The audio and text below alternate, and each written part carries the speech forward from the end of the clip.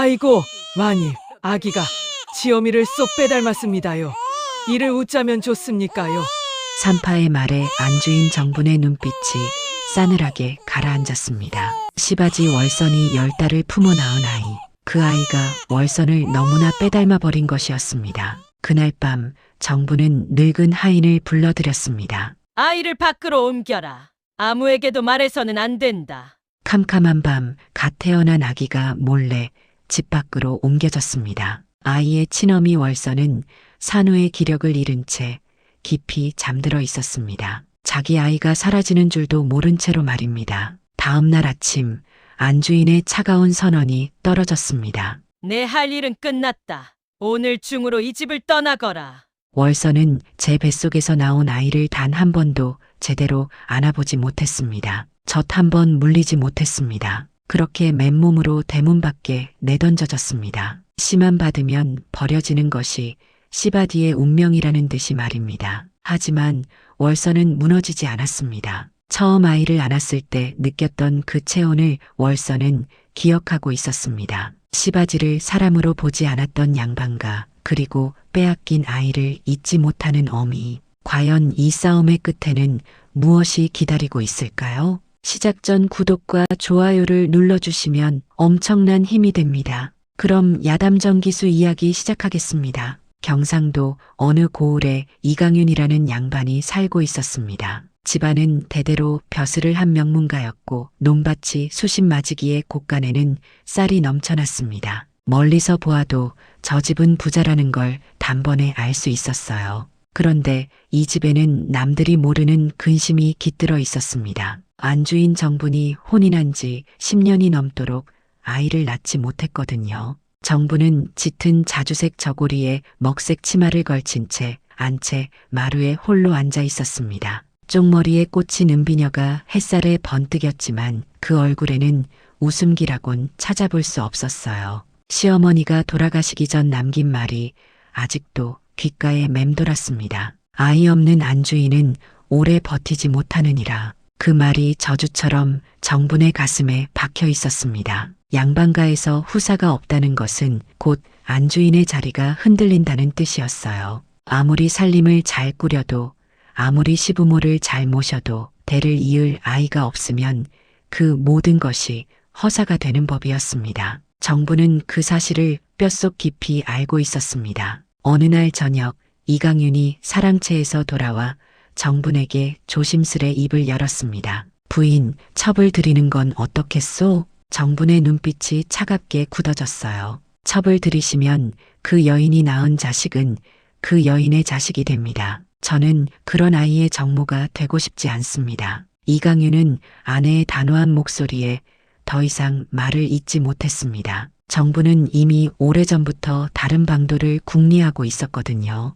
며칠 뒤 정부는 중매를 서는 노파를 불러들였습니다. 첩이 아니라 시바지를 구하라는 명이었어요. 시바지란 오직 아이를 낳기 위해서만 존재하는 여인이었습니다. 아이를 낳으면 곧바로 내보내고 그 아이는 안주인의 자식이 되는 것이 관례였어요. 첩과는 달리 시바지는 집안에 남을 수 없었고 아이의 어미로 인정받을 수도 없었습니다. 정분이 시바지를 택한 데에는 분명한 계산이 있었습니다. 첩을 들이면 그 여인은 평생 집안에 남아 아이 곁을 맴돌 것이었어요. 그러면 아이는 결국 두 어미 사이에서 흔들리게 되고 정부는 영원히 진짜 어미가 될 수 없었습니다. 하지만 시바지는 달랐어요. 아이만 낳고 떠나면 그뿐이었습니다. 그 아이는 오롯이 정분의 것이 되는 것이었습니다. 보름쯤 뒤 노파가 한 여인을 데려왔습니다. 옅은 회색 저고리에 바랜 남색 치마를 입은 여인이었어요.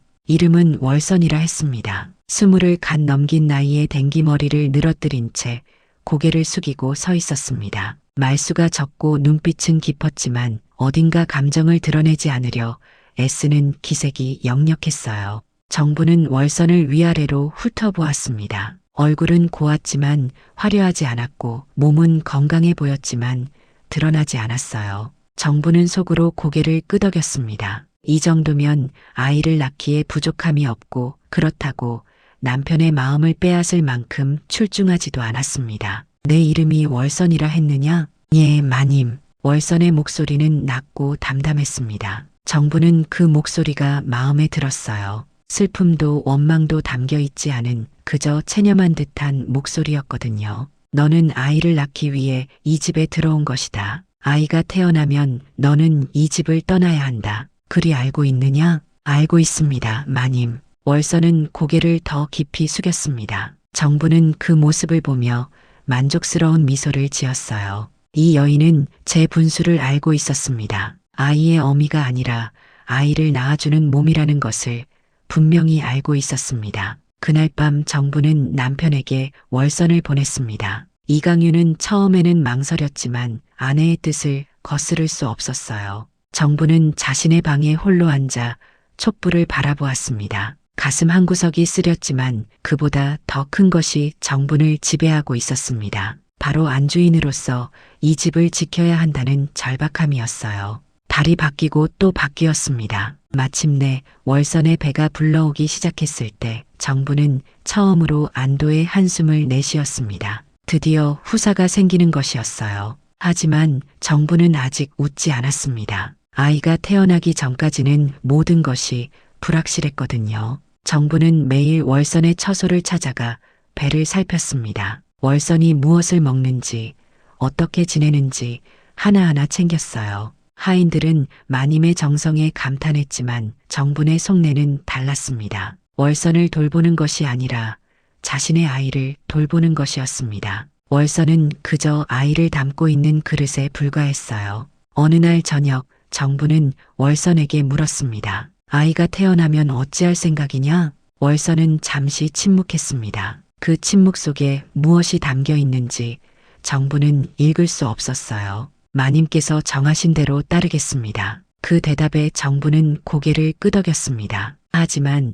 월선의 눈빛 깊은 곳에서 무언가가 스쳐 지나가는 것을 정부는 보지 못했습니다. 참는데 익숙한 여인의 눈빛이었지만 그 안에는 아직 꺼지지 않은 불씨가 남아 있었습니다. 정부는 처음부터 계획하고 있었습니다. 아이가 태어나는 순간 그 아이는 자신의 아이가 될 것이었어요. 월선은 흔적도 없이 사라질 것이고 아무도 그 아이가 시바지에게서 태어났다는 것을 기억하지 못할 것이었습니다. 정부는 그렇게 믿고 있었습니다. 아이의 주인은 자신이 될 것이라고, 그 누구도 그것을 바꿀 수 없을 것이라고 말입니다. 달이 차고 기울기를 여러 번 월선의 배는 눈에 띄게 불러왔습니다. 처음에는 저고리 아래 감춰지던 것이 이제는 누가 보아도 아이를 품은 몸이라는 것을 알 수 있었어요. 하인들은 월선이 마당을 지날 때마다 눈짓을 주고받으며 수군거렸습니다. 저 배 좀 보게.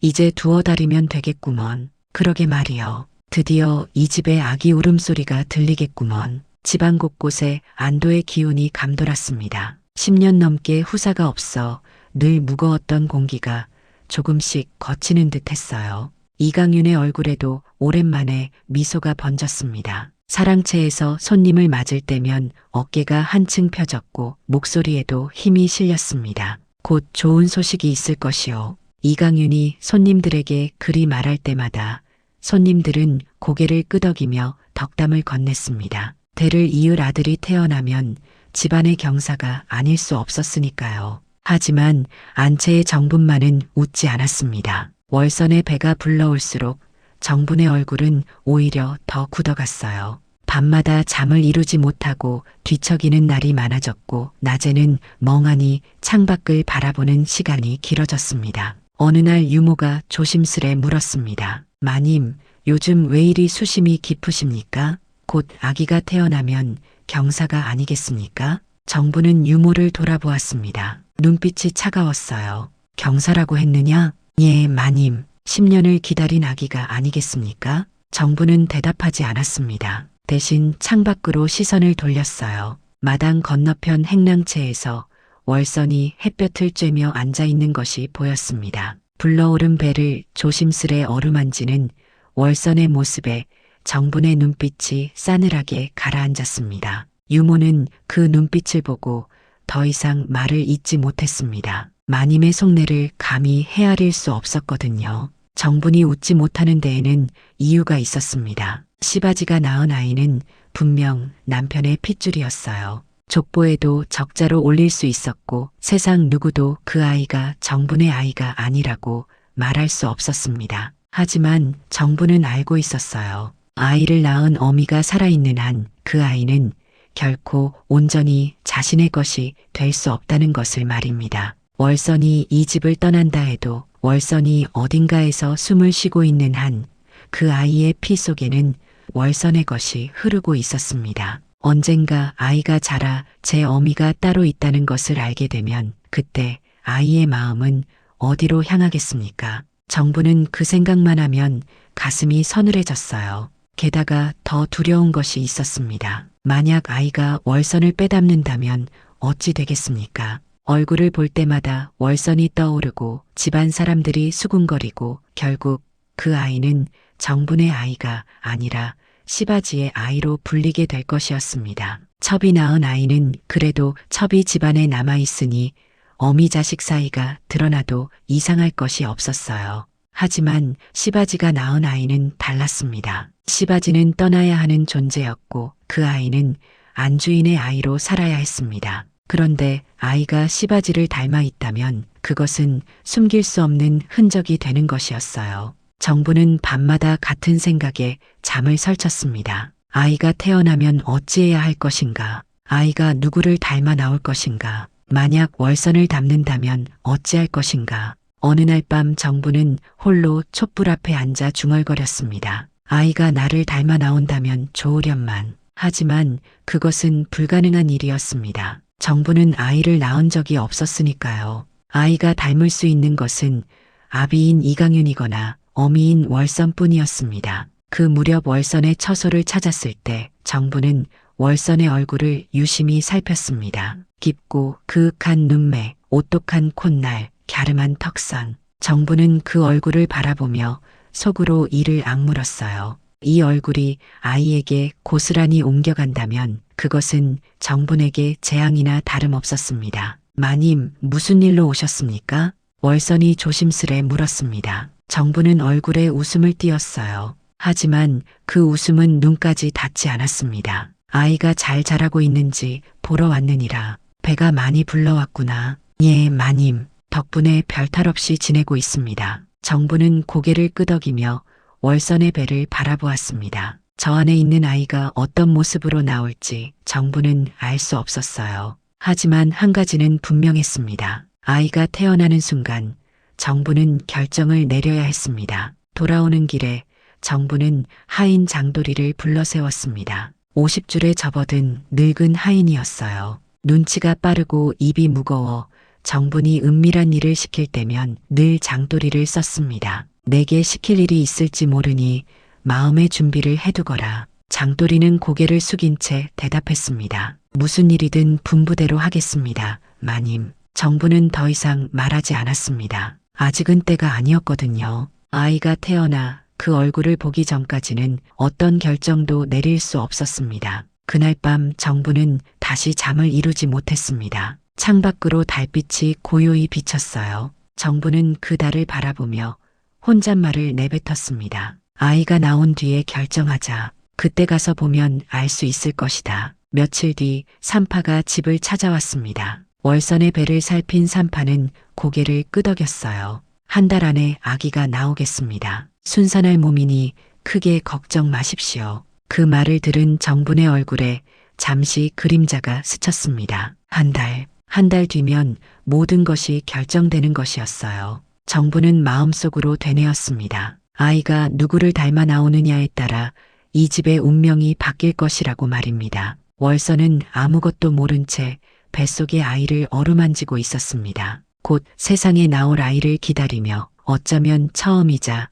마지막이 될 모정을 품은 채로 말입니다. 산파가 예언한 대로 한 달이 채 지나지 않아 월선이 상기를 느꼈습니다. 한밤중이었어요. 행랑채에서 급히 사람이 뛰어와 안채에 알렸고 집안이 순식간에 분주해졌습니다. 하인들이 뜨거운 물을 길어 나르고 산파가 헐레벌떡 달려왔어요. 사랑채의 이강윤은 마루에 앉아 초조하게 소식을 기다렸습니다. 정분도 잠을 이루지 못하고 안채에 앉아 있었습니다. 행랑채 쪽에서 들려오는 월선의 신음소리가 밤 공기를 타고 희미하게 전해졌어요. 정부는 그 소리를 들으며 손을 꽉 움켜쥐었습니다. 오늘 밤 모든 것이 결정되는 것이었습니다. 새벽녘이 되어서야 아기 울음소리가 터져나왔습니다. 우렁찬 울음이었어요. 하인이 달려와 소식을 전했습니다. 아드님이십니다.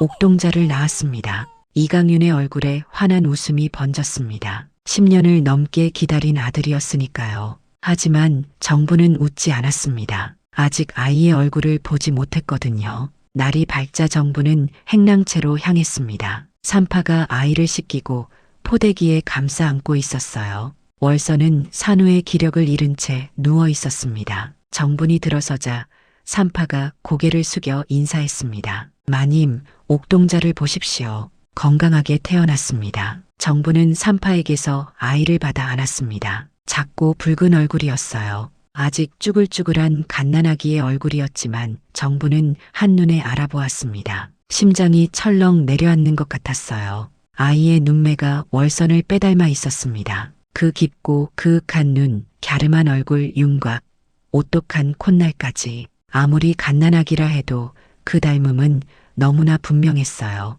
정분이 그토록 두려워했던 일이 현실이 된 것이었습니다. 산파가 아이를 바라보며 낮게 중얼거렸습니다. 참 어미를 빼닮았구먼. 저 눈매 좀 보소. 꼭 어미 눈이요. 그 말이 정분의 귀에 비수처럼 꽂혔습니다. 산파의 말은 아무런 악이 없는 감탄이었지만 정분에게는 저주와 다름없었어요. 이 아이가 자라면 누구나 저 말을 할 것이었습니다. 어미를 빼닮았다고, 시바지를 꼭 닮았다고 말입니다. 정부는 아이를 내려다보았습니다. 품에 안긴 아이는 천진하게 눈을 감고 있었어요. 아무것도 모르는 갓난아기였습니다. 하지만 정분의 눈에 그 아이는 이미 위험한 존재로 보였습니다. 이 아이를 그대로 키우면 어찌 되겠습니까? 아이가 자랄수록 월선의 얼굴이 더욱 또렷해질 것이었어요. 집안 사람들이 수군거리고 이웃들이 손가락질하고 결국 이 아이는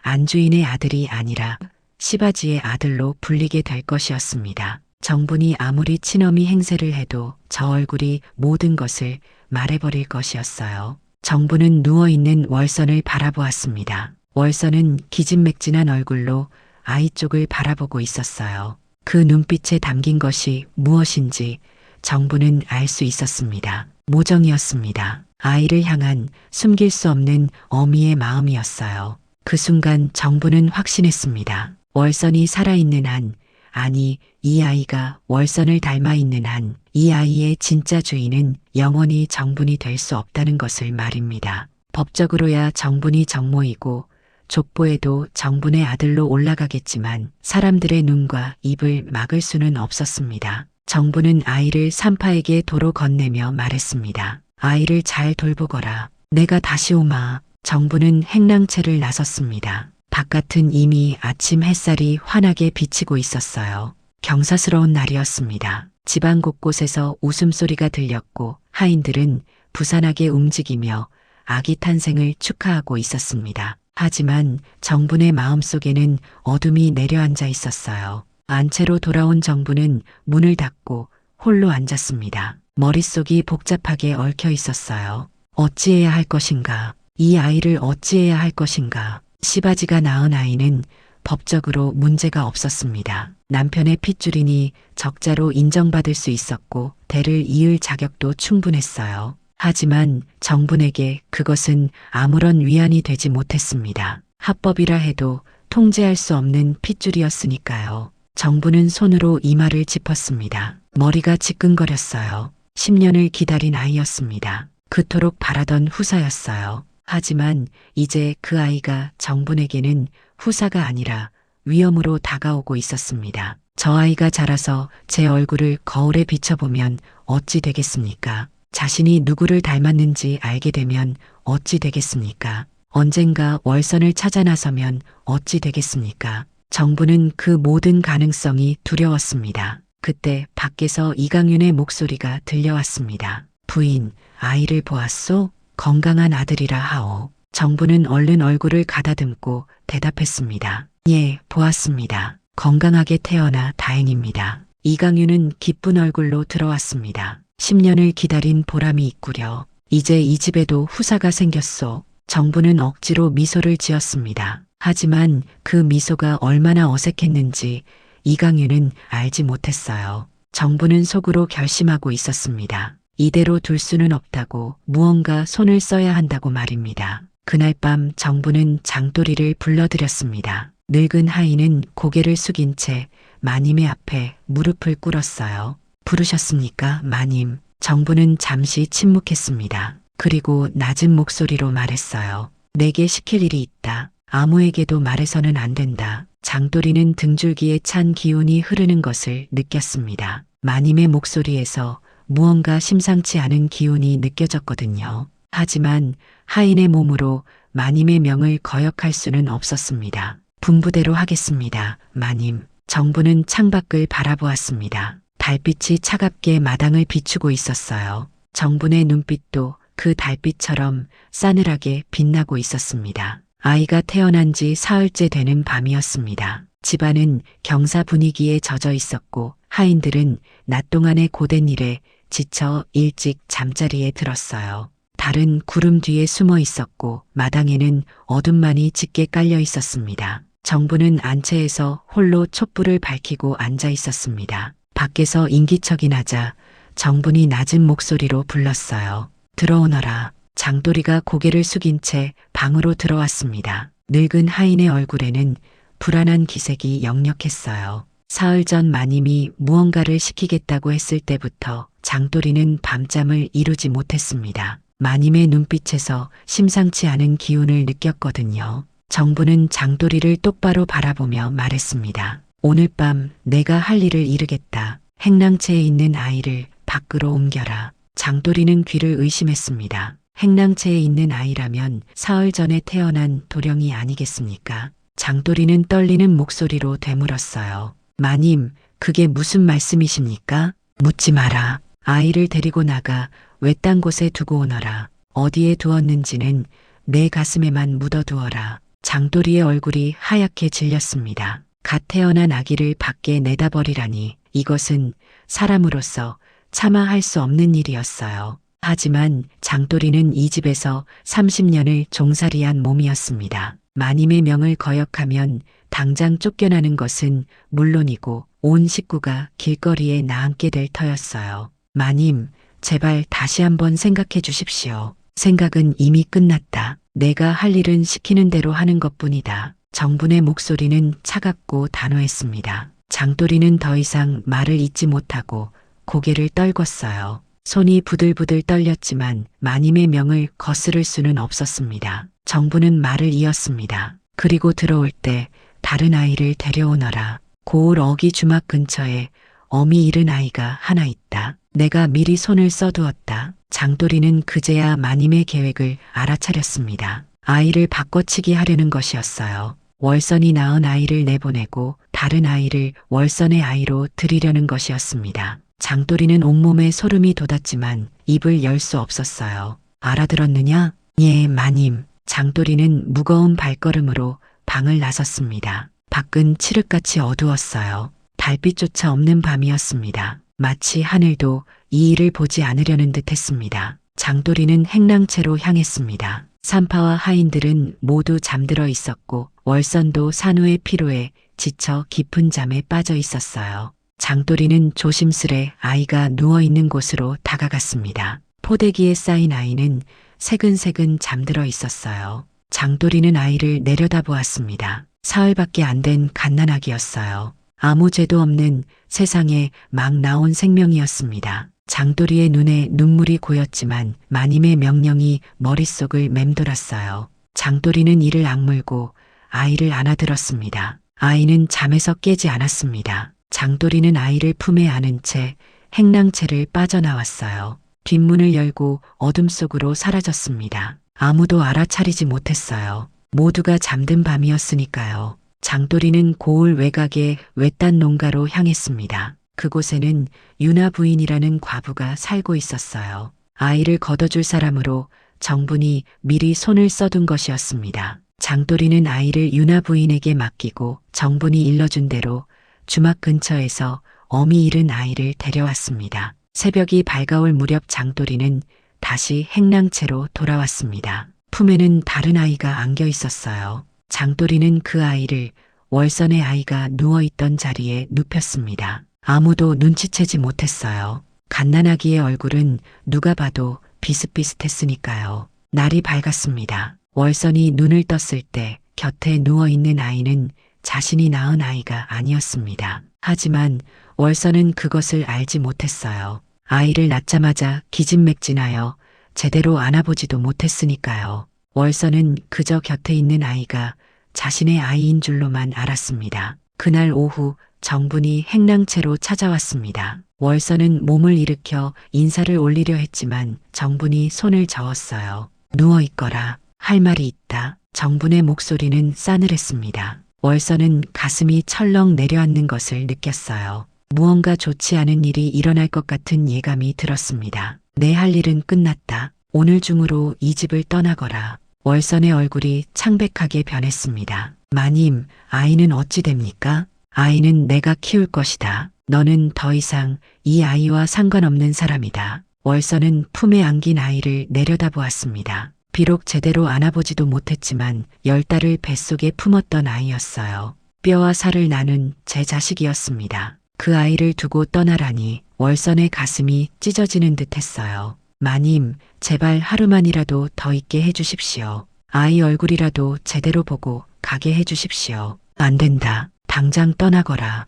이것은 처음부터 정해진 일이다. 정부는 단호하게 말하고 돌아섰습니다. 월선은 아이를 붙잡고 싶었지만 산파가 다가와 아이를 받아갔어요. 월선은 그저 바라볼 수밖에 없었습니다. 팔을 뻗어도 닿지 않는 거리에서 자신이 낳았다고 믿는 아이가 멀어져 가는 것을 말입니다. 해가 지기 전에 월선은 집에서 쫓겨났습니다. 들어올 때 입고 왔던 옅은 회색 저고리와 발엔 남색 치마 차림 그대로였어요. 손에는 노잣돈 몇 푼이 쥐어져 있었지만 월선의 눈에는 아무것도 들어오지 않았습니다. 뒤돌아보아도 아이의 모습은 보이지 않았어요. 정부는 안채에서 창밖을 내다보았습니다. 월선이 대문을 나서 멀어져 가는 모습이 보였어요. 정분의 입가에 희미한 미소가 떠올랐습니다. 이제 문제는 끝났다고 정부는 믿었습니다. 월선을 닮은 아이는 사라졌고 대신 아무 연고 없는 아이가 후사로 자리 잡았어요.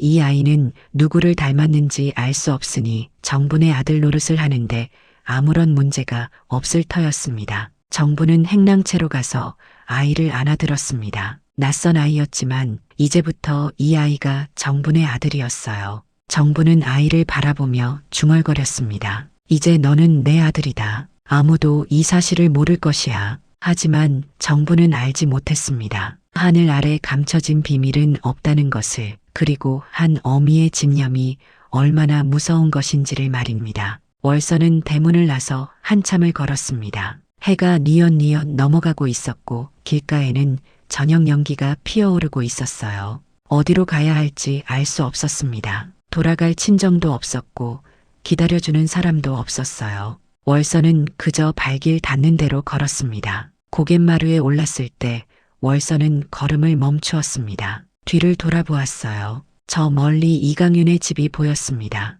기와 지붕이 석양빛에 붉게 물들어 있었어요. 저 안에 자신이 낳은 아이가 있었습니다. 10달을 품고 고통 속에 세상에 내놓은 아이가 저 담장 안에 갇혀 있었어요. 사람들은 월선이 울 거라 생각했을 것입니다. 아이를 빼앗긴 어미가 미쳐 날뛰거나 땅을 치며 통곡할 거라 여겼을 것이에요. 하지만 월선은 울지 않았습니다. 눈물 한 방울 흘리지 않았어요. 무너지지도 미치지도 않았습니다. 월선은 고개를 돌려 다시 앞을 보았습니다. 그리고 걸음을 옮기기 시작했어요. 한 발, 두 발, 천천히 그러나 멈추지 않고 걸었습니다. 월선의 눈빛은 차갑게 가라앉아 있었어요. 그 눈빛 속에는 슬픔이 아니라 다른 무언가가 타오르고 있었습니다. 월선은 기억하고 있었습니다. 출산의 밤 아이가 세상에 나오던 그 순간을 말입니다. 산파가 아이를 받아 씻기기 전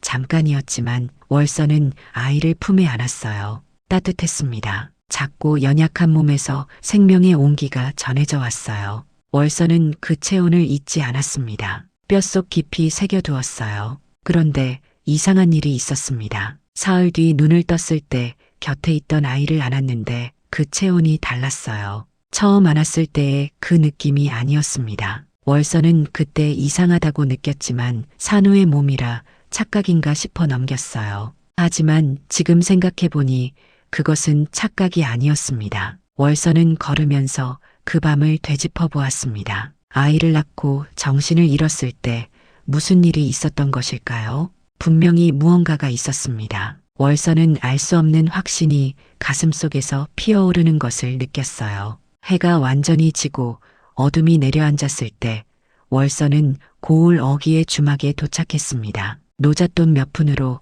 하룻밤 묵을 곳을 구했어요. 좁고 허름한 방이었지만 월선에게는 그것으로 충분했습니다. 다음 날 아침 월선은 주막 마당에 앉아 있었습니다. 오가는 사람들의 이야기에 귀를 기울이고 있었어요. 월선은 원래 말수가 적고 감정을 드러내지 않는 성품이었습니다. 하지만 한번 의심이 생기면 끝까지 파고드는 집념이 있었어요. 그 집념이 지금 월선을 움직이고 있었습니다. 며칠이 지났습니다. 월선은 주막에서 허드렛 일을 하며 머물렀어요. 삭은 적었지만 먹고 자는 것은 해결되었습니다. 그리고 주막은 온갖 소문이 오가는 곳이었어요. 월선은 귀를 열어두고 기다렸습니다. 어느 날 저녁이었습니다. 장꾼 몇이 술상을 받아놓고 이야기를 나누고 있었어요. 월선은 그들에게 술을 따르며 귀를 기울였습니다. 이강윤 대감 집에 아들이 태어났다며? 그래, 10년 만에 후사가 생겼다고 난리더라. 근데 이상한 소문이 있던데. 월선의 손이 멈추었습니다. 심장이 쿵쾅거렸지만 얼굴에는 아무런 표정도 드러내지 않았어요. 이상한 소문이라니? 아이가 태어난 밤에 뭔가 수상한 일이 있었다더라. 늙은 하인이 한밤중에 뒷문으로 드나들었다나. 그게 무슨 소리여? 나도 자세히는 모르지. 근데 아이 하나가 몰래 옮겨졌다는 말이 있어. 어디서 들은 건지 모르겠는데 장돌이인가 하는 늙은 하인이 그날 밤 아이를 안고 나갔다더라. 월선은 술병을 내려놓았습니다. 손이 떨렸지만 꾹 눌러 참았어요. 장돌이. 그 이름을 월선은 기억하고 있었습니다. 이강윤 집에서 오래 일한 늙은 하인이었어요. 옮겨졌다니 어디로 옮겨졌다는 거요? 글쎄, 그건 모르지. 허허, 양반집 일이야. 우리 같은 상것들이 알 바 아니지. 장꾼들은 웃으며 화제를 돌렸습니다. 하지만 월선은 더 이상 아무 말도 들리지 않았어요. 머릿속에서 퍼즐 조각들이 맞춰지고 있었습니다. 아이가 옮겨졌다. 그날 밤 장돌이가 아이를 안고 나갔다. 그리고 자신이 안았던 아이의 체온이 달랐다. 월선은 모든 것을 이해했습니다. 자신이 낳은 아이는 바꿔치기 당한 것이었어요. 정분이 꾸민 일이었습니다. 그렇다면 자신이 낳은 진짜 아이는 어디에 있는 것일까요? 죽은 것일까요? 아니면 어딘가에 살아있는 것일까요? 월선은 가슴속에서 불꽃이 타오르는 것을 느꼈습니다. 내 아이는 살아있다. 월선은 확신했습니다. 만약 죽였다면 굳이 옮길 필요가 없었을 것이에요. 몰래 옮겼다는 것은 어딘가에 살려두었다는 뜻이었습니다. 정분이 아무리 냉혹해도 갓난아기를 제 손으로 죽이지는 못했을 것이에요. 대신 남의 손을 빌려 멀리 치워버린 것이었습니다. 그날 밤 월선은 잠을 이루지 못했습니다. 천장을 바라보며 생각에 잠겼어요. 이제 어떻게 해야 할 것인가? 당장 이강윤 집으로 쳐들어가 따질 수도 있었습니다. 하지만 그것은 어리석은 짓이었어요. 증거도 없이 양반집 안주인을 상대로 싸워봤자 이길 수 없었습니다. 오히려 미친년 취급만 받을 뿐이었어요. 월선은 천천히 생각을 정리했습니다. 먼저 아이가 어디로 옮겨졌는지 알아내야 했어요. 그러려면 장돌이를 찾아야 했습니다. 장돌이의 입에서 진실을 끌어내야 했어요. 하지만 당장은 불가능했습니다. 이강윤 집에 함부로 접근할 수 없었으니까요. 월선은 기다리기로 했습니다. 때가 올 때까지 참고 기다리기로 했어요. 그 사이에 정보를 모으고 증거를 찾고 기회를 엿보기로 했습니다. 다음 날 아침 월선은 주막 주인에게 말했습니다. 당분간 여기서 일하게 해주십시오. 삭은 적어도 괜찮습니다. 주막 주인은 고개를 끄덕였어요. 일손이 필요했으니까요. 그날부터 월선은 달라졌습니다. 더 이상 아이를 빼앗긴 불쌍한 어미가 아니었어요. 월서는 추적자가 되었습니다. 차갑고 집요한 추적자, 제 아이를 찾기 위해 무엇이든 할 각오가 된 어미였습니다. 월서는 매일 오가는 사람들의 이야기에 귀를 기울였습니다. 이강윤 집에 관한 소문이라면 무엇이든 놓치지 않았어요. 그리고 조용히 기다렸습니다. 정분이 실수할 때를, 진실이 드러날 때를 말입니다. 아이를 바꿔친 뒤 석 달이 흘렀습니다. 정분은 안심하고 있었어요. 월서는 쫓겨났고 진짜 아이는 어딘가로 사라졌고 집안에는 아무 탈 없이 새 아이가 자리 잡았습니다. 이강윤은 아들을 얻은 기쁨에 젖어 있었고 하인들도 어린 도령을 정성껏 돌보았어요. 모든 것이 정분의 계획대로 흘러가는 듯 했습니다. 그런데 어느 날부터 아이가 이상해지기 시작했습니다. 처음에는 밤마다 보채는 것으로 시작되었어요. 젖을 물려도 달래도 아이는 울음을 그치지 않았습니다. 유모가 밤새 아이를 안고 방 안을 돌아다녀도 소용이 없었어요. 도령이 왜 이러시는 겁니까? 어디가 아프신 겁니까? 유모가 아이를 달래며 안타까워했지만 아이는 얼굴이 시뻘겋게 될 때까지 울어댔습니다. 그러다 새벽녘이 되어서야 지쳐 잠이 들곤 했어요. 며칠이 지나자 아이의 얼굴빛이 달라졌습니다. 불그스름하던 볼이 누렇게 떠가기 시작했고 먹는 양도 부쩍 줄었어요. 의원을 불러 진맥을 해보았지만 별다른 병은 찾지 못했습니다. 기운이 허한 것 같으니 보양을 잘 해주시면 나아질 것입니다. 의원은 그리 말하고 약을 지어주었지만 아이의 상태는 나아지지 않았어요. 오히려 날이 갈수록 더 쇠약해져 갔습니다. 정부는 처음으로 불안해지기 시작했어요. 어느 날 밤 아이가 경기를 일으켰습니다. 온몸이 뻣뻣하게 굽고 눈이 뒤집어지는 것을 보고 온 집안이 발칵 뒤집어졌어요. 이강윤이 급히 의원을 다시 불렀지만 의원도 고개를 저을 뿐이었습니다. 병이 아닌 것 같습니다. 혹시 다른 데서 원인을 찾아보시는 게 좋겠습니다. 의원의 말에 이강윤의 얼굴이 굳어졌습니다. 다른 데서 원인을 찾으라니 그것은 곧 귀신의 탈이 아니냐는 뜻이었어요. 이강윤은 한숨을 내쉬며 정분에게 말했습니다. 부인, 무당을 불러야 할 것 같소? 정분은 고개를 끄덕였습니다. 마음 한구석이 서늘해졌지만 내색하지 않았어요. 다음 날 고을에서 이름난 무당이 불려왔습니다. 머리에 흰 수건을 두르고 방울을 든 늙은 무당이었어요. 무당은 아이가 누워있는 방으로 들어가 한참을 살폈습니다. 방울을 흔들고 주문을 외우고 아이의 얼굴을 들여다보았어요. 한참 뒤 무당이 방에서 나왔습니다. 이강윤과 정분이 대청마루에서 기다리고 있었어요. 무당의 얼굴에는 묘한 빛이 서려 있었습니다. 어떻습니까? 아이에게 무슨 탈이 있는 겁니까? 이강윤이 조급하게 물었습니다. 무당은 잠시 침묵하다가 입을 열었어요. 이 아이는 제자리에 있지 않습니다. 정분의 심장이 멎는 듯 했습니다. 제자리에 있지 않다니 그게 무슨 뜻이란 말입니까? 정분은 얼굴빛이 하얗게 변했지만 애써 평정을 유지하려 했어요. 그게 무슨 말씀입니까? 이강윤이 다시 물었습니다. 무당은 고개를 저으며 말했어요. 이 아이의 혼이 흔들리고 있습니다. 뿌리가 흔들리는 나무처럼 말입니다. 이 아이가 있어야 할 자리가 여기가 아닌 것 같습니다. 있어야 할 자리가 여기가 아니라니 대체 무슨 뜻인지 모르겠구려. 이강윤은 이해할 수 없다는 표정이었지만 정분은 달랐습니다. 무당의 말이 무엇을 뜻하는지 정분만은 알고 있었어요. 이 아이는 본래 이 집 아이가 아니었습니다. 어디서 데려온 어미 없는 아이였어요. 그 아이가 낯선 집에서 뿌리를 내리지 못하고 있는 것이었습니다. 무당이 말을 이었습니다. 이 아이를 살리려면 본래 있던 자리로 돌려보내든지 아니면 이 아이와 인연이 있는 사람을 찾아야 합니다. 그래야 혼이 안정될 것입니다. 무당이 떠난 뒤 이강윤은 깊은 시름에 잠겼습니다. 무당의 말이 무슨 뜻인지 도무지 알 수 없었거든요.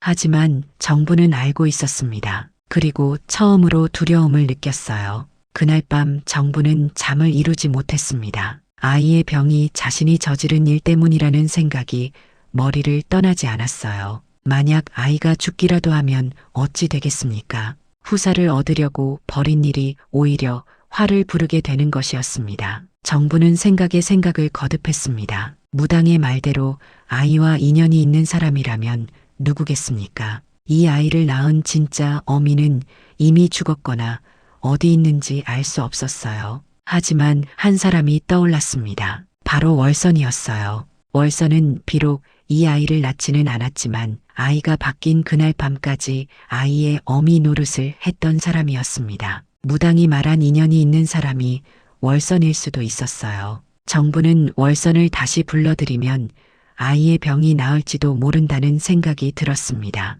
물론 위험한 일이었습니다. 월선을 다시 이 집에 들이면 무슨 일이 생길지 알 수 없었어요. 하지만 아이가 죽는 것보다는 나았습니다. 아이가 죽으면 모든 것이 허사가 되는 것이니까요. 며칠을 고민한 끝에 정부는 결심했습니다. 장도리를 불러 명했어요. 월선을 찾아오너라. 어디 있든 찾아서 데려와야 한다. 장도리는 놀란 눈으로 정분을 바라보았습니다. 석 달 전에 쫓아낸 여인을 다시 찾아오라니 이해할 수 없는 일이었어요. 하지만 장도리는 묻지 않았습니다. 마님의 명의 딸일 뿐이었어요. 사흘 뒤 장도리가 월선을 데리고 돌아왔습니다. 월선은 석 달 전과 달라진 것이 없었어요. 옅은 회색 저고리에 바랜 남색 치마 차림이었고 얼굴에는 아무런 감정도 드러나 있지 않았습니다. 정부는 월선을 마주하며 말했습니다. 아이가 아프다. 내가 돌봐주어야겠다. 월선은 고개를 숙인 채 대답했어요.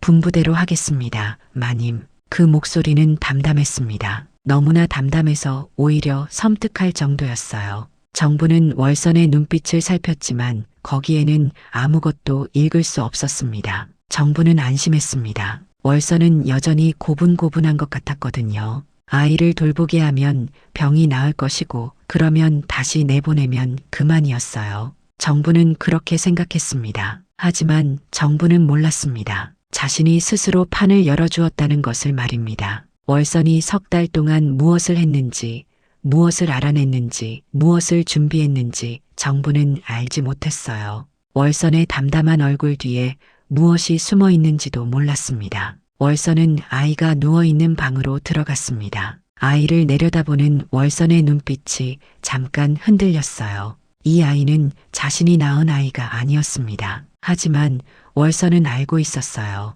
자신의 진짜 아이가 어딘가에 살아있다는 것을, 그리고 이제 그 아이를 찾을 기회가 왔다는 것을 말입니다. 월선이 돌아온 뒤 보름이 지났습니다. 아이의 병세는 조금 나아지는 듯 했지만 여전히 위태로웠어요. 그 사이 월선은 조용히 때를 기다렸습니다. 낮에는 아이를 돌보고 밤에는 집안 사정을 살폈어요. 그리고 장도리의 동태를 예의주시했습니다. 장도리는 월선이 돌아온 뒤로 불안에 떨고 있었어요. 월선과 마주칠 때마다 눈을 피했고 밤에는 잠을 이루지 못하고 뒤척였습니다. 그날 밤 자신이 저지른 일이 늘 가슴을 짓눌렀거든요. 월선은 그런 장도리의 모습을 놓치지 않았습니다. 어느 날 저녁 월선은 장도리를 찾아갔습니다. 아무도 없는 곳간 뒤편이었어요. 장도리는 월선을 보자 얼굴이 하얗게 질렸습니다. 나으리께 드릴 말씀이 있습니다. 월선의 목소리는 낮고 차분했어요. 장도리는 식은땀을 흘리며 고개를 저었습니다. 나는 아무것도 모르오. 대체 무슨 말을 하려는 거요? 그날 밤 아이를 안고 나간 사람이 누구인지 저는 알고 있습니다. 장도리의 다리가 후들거렸습니다. 월선은 말을 이었어요. 아이를 어디로 데려갔는지 말해 주십시오. 그러면 저는 나으리를 탓하지 않겠습니다. 나으리도 마님의 명을 따랐을 뿐이니까요. 장도리는 오랫동안 침묵했습니다. 석 달 동안 가슴속에 묻어두었던 죄책감이 터져 나오려 했어요. 결국 장도리는 무너지듯 입을 열었습니다. 고을 외곽에 외딴 농가가 있어. 유나 부인이라는 과부가 사는 곳이요. 아이를 거기에 맡겼소. 월선은 고개를 끄덕였습니다. 마침내 아이가 어디 있는지 알아낸 것이었어요. 하지만 월선은 당장 달려가지 않았습니다. 아직 해야 할 일이 남아 있었거든요. 며칠 뒤 이강윤의 집에 손님들이 모였습니다. 아이의 돌잔치를 앞두고 친척들과 이웃 양반들이 미리 인사를 나누러 온 것이었어요. 사랑채에는 남정네들이, 안채에는 부인네들이 모여 앉아 덕담을 나누었습니다. 집안은 오랜만에 화기애애한 분위기였어요. 정부는 안채에서 손님들을 맞으며 흐뭇한 표정을 지었습니다. 모든 것이 제자리를 찾은 듯 했거든요. 아이도 나아지고 있었고 곧 돌잔치를 치르면 이 집의 후사는 완전히 자리를 잡을 터였습니다. 그때 월선이 안채로 들어왔습니다. 손에는 아이를 안고 있었어요. 정부는 눈살을 찌푸렸습니다. 손님들이 있는 자리에 씨바지가 나타나다니 채통이 서지 않는 일이었거든요. 월선아, 내가 왜 여기 있느냐? 당장 물러가거라. 하지만 월선은 물러서지 않았습니다. 오히려 방 한가운데로 걸어 들어왔어요. 손님들의 시선이 월선에게로 쏠렸습니다. 월선은 아이를 내려다보았습니다. 그리고 조용히 입을 열었어요. 이 아이는 제 아이가 아닙니다. 방 안이 순간 얼어붙었습니다. 정분의 얼굴에서 핏기가 가셨어요. 손님들은 어리둥절한 표정으로 서로를 바라보았습니다. 지금 무슨 소리를 하는 게냐? 정분이 떨리는 목소리로 물었습니다. 월선은 정분을 똑바로 바라보았어요. 그 눈빛은 석 달 전과 전혀 달랐습니다. 차갑고 날카롭고 흔들림이 없었어요. 제가 낳은 아이는 이 아이가 아닙니다. 제 아이는 태어난 그날 밤 바꿔치기 당했습니다. 손님들 사이에서 웅성거림이 터져나왔습니다. 바꿔치기라니 그게 무슨 말이란 말입니까? 정부는 억지로 웃음을 지었어요. 인연이 미쳤구나. 산후에 정신이 나간 게 분명하다. 당장 끌어내거라. 하인들이 월선에게 다가가려 했지만 월선은 물러서지 않았습니다. 오히려 큰 소리로 외쳤어요. 장도리를 이리 데려오십시오. 그 사람이 모든 것을 알고 있습니다. 정분의 얼굴이 일그러졌습니다. 장도리의 이름이 나오는 순간 정부는 모든 것이 끝났음을 직감했어요. 손님들은 술렁이며 장도리를 찾았습니다. 잠시 뒤 장도리가 끌려왔습니다. 늙은 하인은 이미 혼이 빠져나간 듯한 얼굴이었어요. 월선이 장도리 앞에 섰습니다. 이 사람이 그날 밤 아이를 옮긴 사람입니다. 이 사람 입으로 직접 말하게 해주십시오. 이강윤이 사랑채에서 소란을 듣고 달려왔습니다. 안채에 모인 사람들의 얼굴이 심상치 않았어요. 이강윤은 장도리에게 물었습니다. 장도리, 이게 대체 무슨 일이냐? 사실대로 말해보거라. 장도리는 바닥에 무릎을 꿇었습니다. 온몸이 부들부들 떨렸어요. 30년을 종살이하며 한 번도 주인에게 거역한 적 없는 늙은 하인이었지만 더 이상 숨길 수 없었습니다. 가슴속에 묻어두었던 죄책감이 터져나왔어요. 제가 죄를 지었습니다. 그날 밤 마님의 명으로 아이를 바꿔치기 했습니다. 방 안에 비명 같은 탄식이 터져나왔습니다.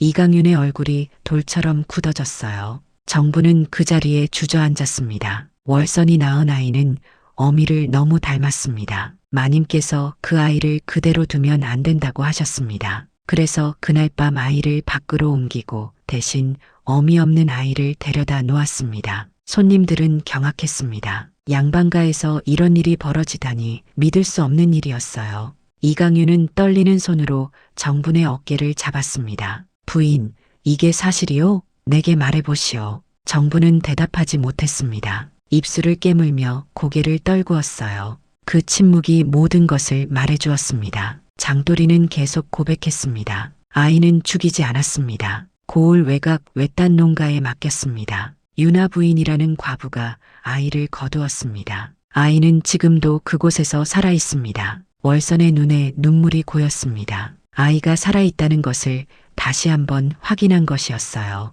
하지만 월선은 울지 않았습니다. 아직 끝나지 않았으니까요. 이강윤이 정분에게 다가섰습니다. 그의 눈빛은 처음 보는 것이었어요. 분노와 배신감이 뒤섞인 눈빛이었습니다. 부인, 어찌 이럴 수가 있소? 내 핏줄을 바꿔치기 하다니, 족보를 조작하다니, 이것이 양반과 안주인이 할 짓이오? 정분은 울음을 터뜨렸습니다. 하지만 아무도 정분을 동정하지 않았어요. 손님들은 싸늘한 눈으로 정분을 바라볼 뿐이었습니다. 그날 정분이 그토록 지키고 싶었던 것들이 모두 무너져 내렸습니다. 안주인의 자리도, 집안의 체면도, 후사에 대한 권리도 한순간에 사라져버렸어요. 10년을 공들여 쌓아 올린 모든 것이 허무하게 무너지는 순간이었습니다. 월선은 품에 안긴 아이를 내려다보았습니다. 이 아이는 자신의 아이가 아니었지만 어딘가에 자신의 진짜 아이가 살아있었어요. 이제 그 아이를 찾으러 갈 차례였습니다. 그 소란이 있은 다음 날 아침 월선은 집을 나섰습니다. 장돌이에게서 들은 대로 고을 외곽의 외딴 농가를 찾아가는 길이었어요. 아무도 월선을 막지 않았습니다. 이제 이 집에서 월선을 막을 수 있는 사람은 아무도 없었거든요. 한나절을 걸어 산자락 아래 작은 농가에 도착했습니다. 낮은 울타리 안에 초가집 한 채가 있었고 마당에서는 닭들이 모이를 쪼고 있었어요. 월선은 떨리는 마음을 애써 다잡으며 마당으로 들어섰습니다. 마루에 앉아있던 여인이 고개를 들었습니다. 쉰줄에 접어든 듯한 얼굴에 흰 머리가 섞여 있었어요. 옅은 베이지색 저고리에 회갈색 치마를 입은 수수한 차림이었습니다. 유나 부인이었어요. 누구시오?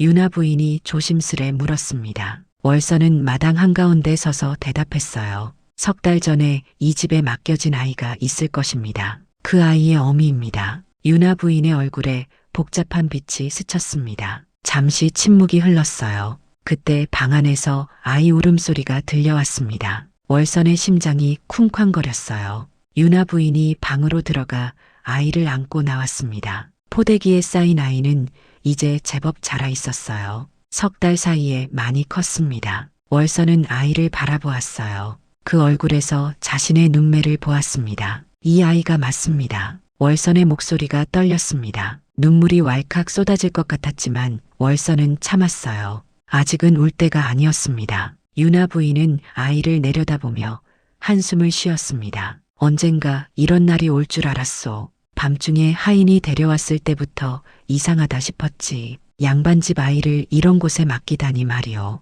아이를 잘 돌봐주셨습니까? 내 자식처럼 돌보았소. 젖도 먹이고 밤새 안아주고 아플 때는 밤잠을 설치며 간호했소. 월선은 깊이 고개를 숙였습니다. 유나 부인이 아니었다면 아이는 살아남지 못했을 것이었어요. 이 여인의 은혜를 어찌 갚아야 할지 알 수 없었습니다. 고맙습니다. 평생 이 은혜를 잊지 않겠습니다. 유나 부인은 아이를 월선에게 건네주었습니다. 월선은 조심스레 아이를 받아 안았어요. 따뜻했습니다. 석 달 전 잠깐 안았을 때 느꼈던 바로 그 체온이었어요. 월선은 그제야 눈물을 흘렸습니다. 소리 없이 조용히 눈물이 볼을 타고 흘러내렸어요. 유나 부인이 말했습니다. 아이를 데려가시오. 어미 품이 제일이지. 나는 잠시 맡아 키웠을 뿐이요. 월선은 아이를 품에 안은 채 농가를 떠났습니다. 돌아보니 유나 부인이 울타리 앞에 서서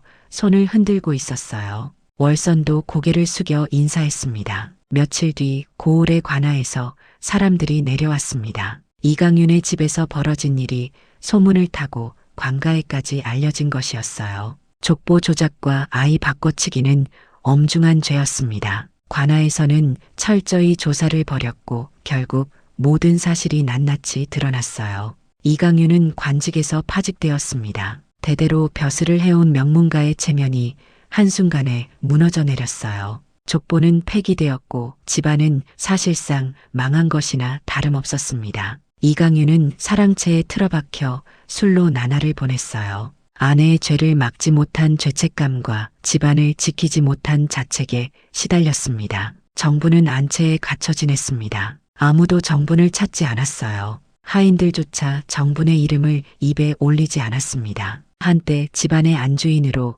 위세를 떨치던 여인이 이제는 존재 자체가 지워진 듯 살아가게 된 것이었어요. 정분이 그토록 지키고 싶었던 것들, 안주인의 자리, 집안의 체면, 후사에 대한 권리, 그 모든 것이 한순간에 사라져버렸습니다. 고을 사람들은 수군거렸습니다. 시바디에게 저런 짓을 하더니 집안이 망할 줄은 몰랐지. 사람을 사람으로 보지 않으니 그런 벌을 받는 거요. 하늘이 무섭지 않았던 게지. 천벌을 받아도 싸다. 사람들의 입방아는 거셌습니다. 한때 부러움을 샀던 양반가가 하루아침에 손가락질 받는 집안이 된 것이었어요. 한편 월선은 아이를 데리고 조용히 지내고 있었습니다. 주막 주인이 방 한 칸을 내어주었고 월선은 거기서 아이를 돌보며 살았어요. 아이는 건강하게 자라고 있었습니다. 월선의 품에서 아이는 더 이상 울지 않았어요. 제자리를 찾은 것이었습니다. 어느 날 아침 월선은 짐을 꾸렸습니다. 아이를 업고 주막을 나섰어요.